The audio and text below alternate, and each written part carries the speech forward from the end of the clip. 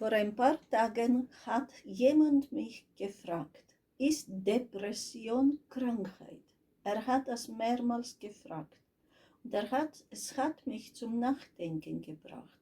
Ist Depression Krankheit? Eigentlich nicht. Depression hat mit unserem Denken zu tun. Es sind Plagegeister.